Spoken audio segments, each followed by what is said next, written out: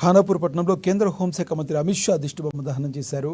అమిత్ షా వెంటనే క్షమాపణ చెప్పాలని ఖానాపూర్ తహసీల్దార్కు వివిధ పార్టీల ఆధ్వర్యంలో వినతి పత్రాన్ని ఇచ్చారు.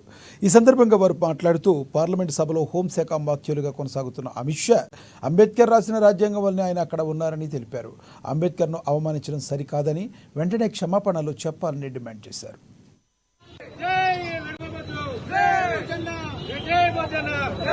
కారణం డాక్టర్ బిఆర్ అంబేద్కర్ గారే.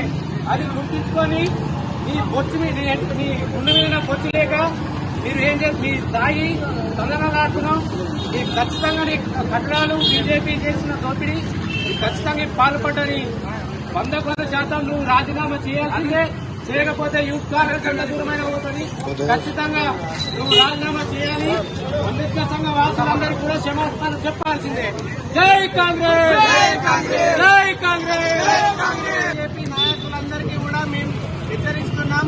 దేవుడి పేరు వాడకుండా, మతం పేరు వాడకుండా ఒక్క సీట్ గెలిచి పెట్టండి. అప్పుడు మీరు దేనికంటే మేము దానికి సిద్ధంగా ఉంటామని బీజేపీ నాయకులకు మేము హెచ్చరిస్తున్నాం. అట్లాగే బాబాసాహెబ్ అంబేద్కర్ ని గాని, బహుజన రాజ్యాన్ని గాని, మా బహుజనులు, కింది కులస్తులు, దళితులు గాని ఎవరినైనా అనుమానిస్తే మాత్రం అందరికీ ఇదే గతి పడుతుందని బీజేపీ నాయకులకు మేము గట్టిగా హెచ్చరిస్తున్నాం.